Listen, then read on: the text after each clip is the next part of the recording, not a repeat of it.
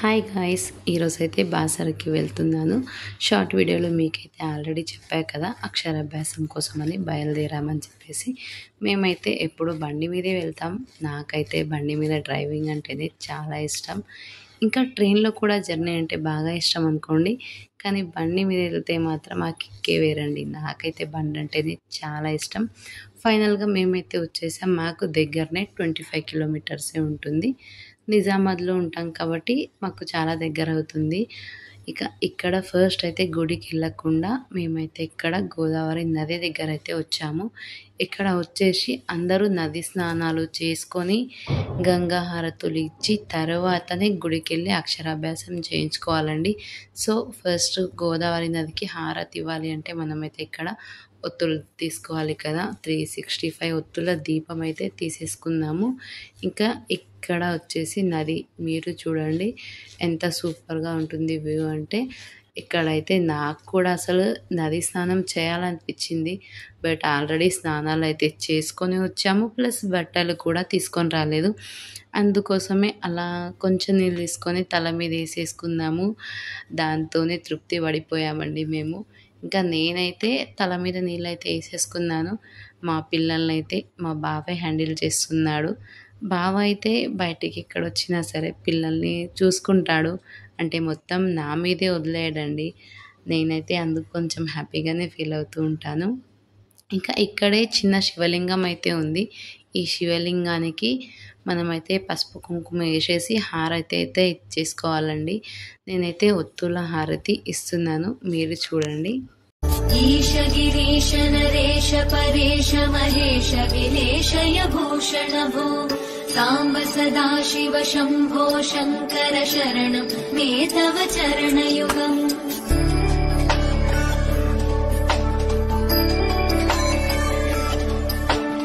ఉభయా దివ్య సుమంగళ విగ్రహయా లింగిత వామాంగ విభో సాంబ సదాశివ శంభో శంకర శరణం మే తవ చరణయుగం.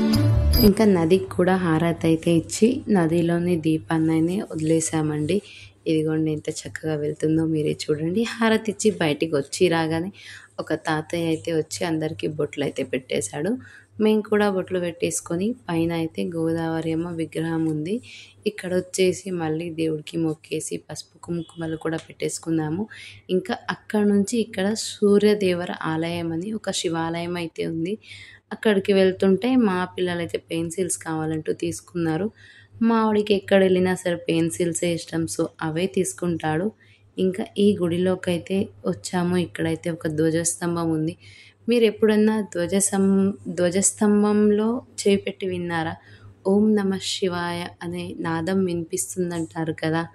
మీరు ఎప్పుడన్నా ట్రై చేయండి తప్పకుండా. ఇంకా గుడి లోపలికైతే వచ్చి దర్శనం అయితే చేసేసుకున్నాం మేము.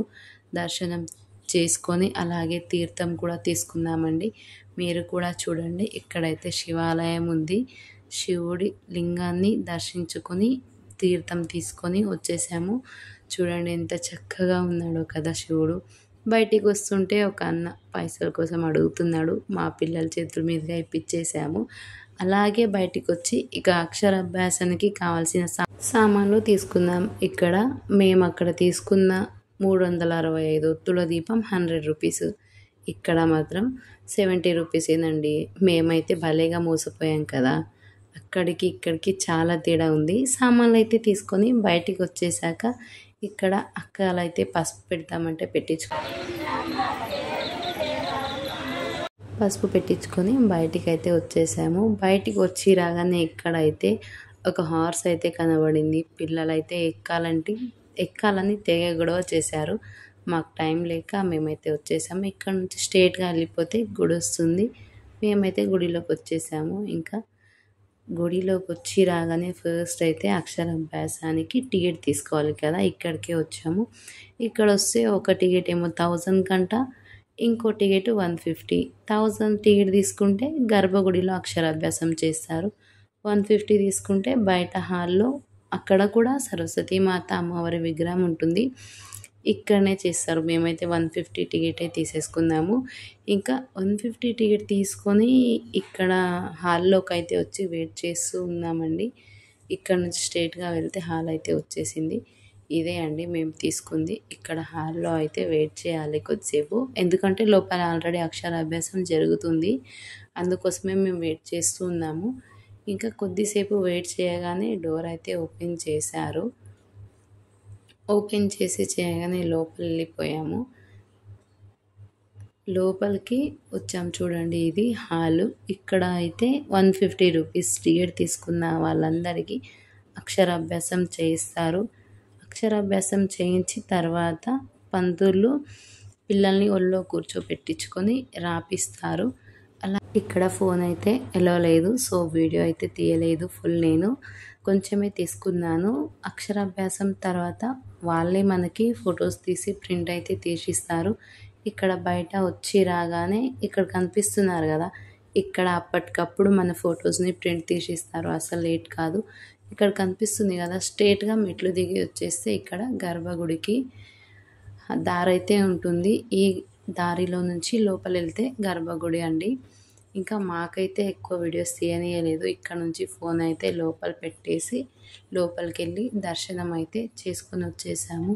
ఇదే అండి దారి లోపల అమ్మవారిని చూడడానికి. ఇక బయటికి వచ్చి రాగానే ఇక్కడ ఒక దగ్గర అయితే చీరలు కనిపిస్తున్నాయి. ఇవి అమ్మవారికి అలంకరించినవి, అలాగే సమర్పించిన చీరలు ఇక్కడ అమ్ముతారు. మనకి నచ్చితే మనం తీసుకోవచ్చు. అలా అమ్మవారి నుంచి బయటికి వచ్చాక ఇక్కడ కొబ్బరికాయ కొట్టాలి. చూశారు కదా గుడి వెదర్ ఎలా ఉందో. ప్రసాదం కోసం ఇక్కడ టికెట్ తీసుకొని తర్వాత మనం ప్రసాదం తీసుకోవడానికి వెళ్ళాలి. ఇక టికెట్ తీసుకొని మేమైతే ప్రసాదం కూడా తీసేసుకున్నాము. లడ్డు అలాగే పులిహోర ప్రసాదం ఉంటుందండి ఇక్కడ. మాకైతే లడ్డు ఫేవరెట్.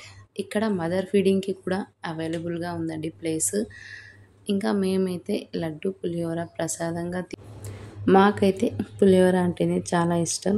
నాకు అలాగే మా ఇద్దరు పిల్లలకు కూడా పులిహోర అంటేనే బాగా ఇష్టం. ఇక మేమందరం అయితే ఫస్ట్ అయితే పులిహోరనే తినేసాము. తినేసి మేమైతే ఇంటికి బయలుదేరిపోయామండి. పిల్లలైతే పుస్తకాలు చేతిలో నుంచి వదలలేదు. ఈ లాంగ్ వీడియో మీకు నచ్చితే లైక్ అండ్ సబ్స్క్రైబ్ అయితే చేసుకోండి. అలాగే కామెంట్ కూడా పెట్టండి. మీరు ఎప్పుడన్నా అక్షరాభ్యాసం చేయించారా మీ పిల్లలకి? లేదు అంటే ఇప్పుడు చేయించండి, చాలా మంచిది. పిల్లలకి చదువు చక్కగా వస్తుందండి.